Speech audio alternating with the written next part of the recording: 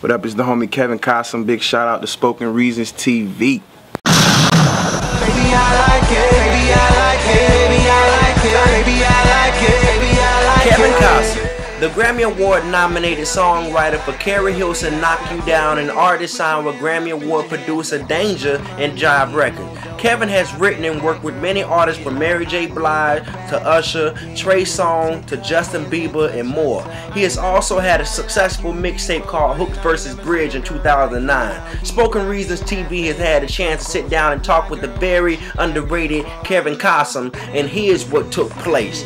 You heard me? What's up, bro? Good? Yes, sir. Yeah, man. Yeah, I see you been doing your thing out here in Orlando, man. What's been going on with you? I just been grinding, man. Been here and there, everywhere. I've been writing, working on my stuff, writing for other people as well.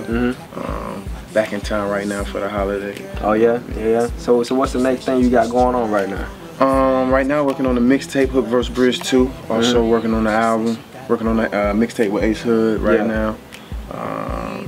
That's pretty much it right now. Yeah. Yeah, man. I ain't gonna lie, man. That first Hook vs. Bridge, that made me fuck a lot of hoes off your shit. I appreciate that, man. Thank you, man. So hopefully we get that done with this next one.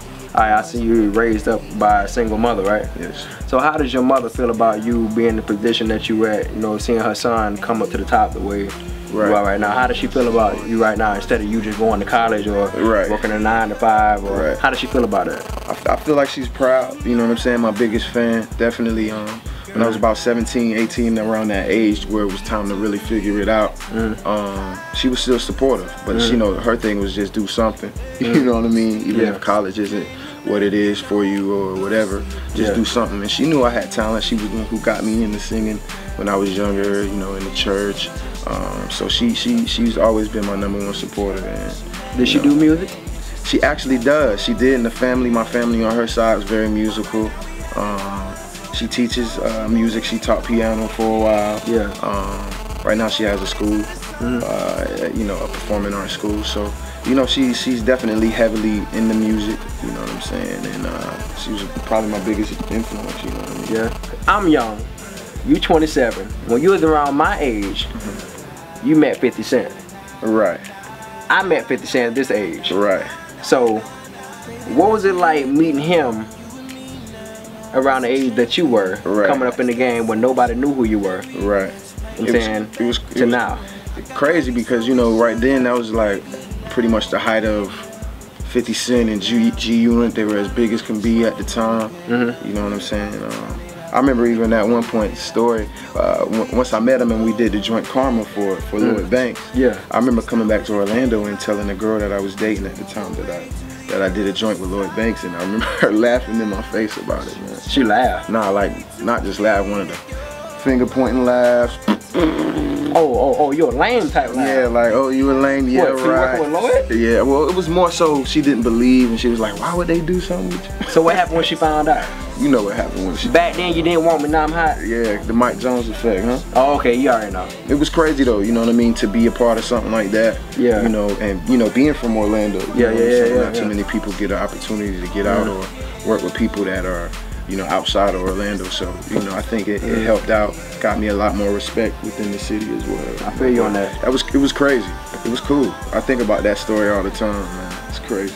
Now she want to throw the pussy at you. I mean, now, yeah, you know, it's a little different. It's a different story.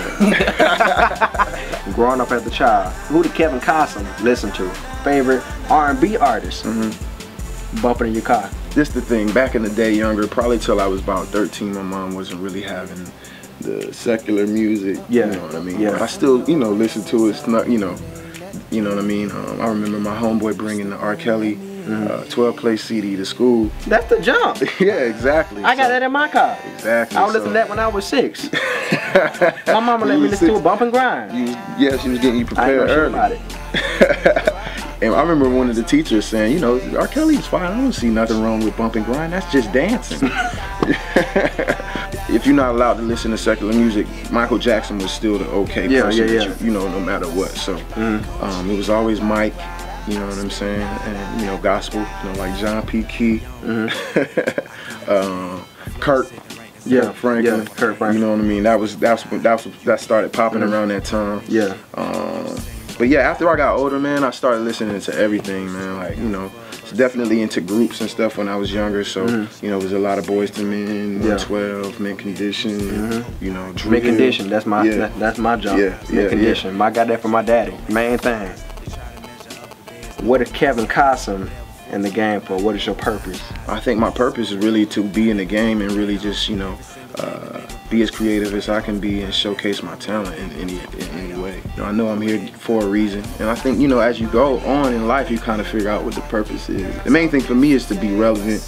Yeah, and, I get what you're saying. You know, whether it be songwriting, whether it be as an artist, just to still be able to fill a void, my own special void, my own place in the game. And like I just did a joint with Mary J, a joint called No Condition, and just to see the response and how people are like, yo, this is for me. And, you know what I mean? And even talk about an artist like Mary J, how so many people, or you know, I was talking to this lady earlier today, and she was just like, yo, Mary J helped me get through my divorce when I was going through it, and you know what I'm saying? So music is very strong, it's very powerful, so and that makes you feel special. It makes me feel like I am, you know, it gives me purpose. Yeah, you know what I'm saying? So okay. It's just one of those things where if I can continue to sing and write and do my music and, you know what I mean, touch somebody, then you know what I mean. That's what it's all about. Yeah, that's what it's all about. Ain't nothing wrong with a bad girl, babe. Fuck what they say, cause baby I like it. Here's the ignorant side of it. Nah, cool. The ignorant side. You ready? I hope you're ready for it. Let's get it. Precious or Whoopi Goldberg? Come on now. Precious or Whoopi Goldberg? Who would you pick? I have to pick? Yeah, you have to pick. You can't say I don't know. You have to pick one. Pick one or just die. I know it ain't. I ain't gonna front though, like, I might choose the Jumpin' Jack Flash Whoopi. Precious. I'm trying to see how I could. It's hard, man. I feel like you getting me right now because I don't even want to be saying this on record. Yeah, I get what you're saying. But I might have to choose die, man. I ain't gonna lie. No. That's a tough one, bro. No disrespect. Whoopi got more money. Whoopi got more money, so I might have to go ahead and rock. I don't know, bro. All right. If you had to choose between your dick or your eyes, which one would you get rid of? Yo, I've seen for 27 years now, so I think I'm gonna have to be blind. I'm sorry. Sex or music? I had to go with music, man. But that's a tough one, bro. I think sex inspires music sometimes, so it's kind of like. So what about all the sex songs that you made? Would that take away from your element? I don't know, man, because I was 17 writing about like love, and people would be like, you wrote this? You know what I'm saying? I got a pretty good imagination, so maybe if I was to be around people who were having sex and I wasn't, maybe I could get some stories from them. I don't know. But that's a tough question. But every day I wake up singing, man. I think if I couldn't sing, or if I didn't have the talent, or if I couldn't create music, I don't know what I would do. I don't know. I don't know if sex would be able to heal, you know what I'm saying, or fill that void for me. You know what I'm saying? So I think I would have to go with music, man. Honestly. That makes sense then. Well, that makes sense. But just remember though, you know what I'm saying? It's Kevin Cossom, sitting with your boy Spoken Reason, SpokenReasonsTV.com, and just remember that I ain't shit yet. But I guarantee ain't nobody gonna do it like us.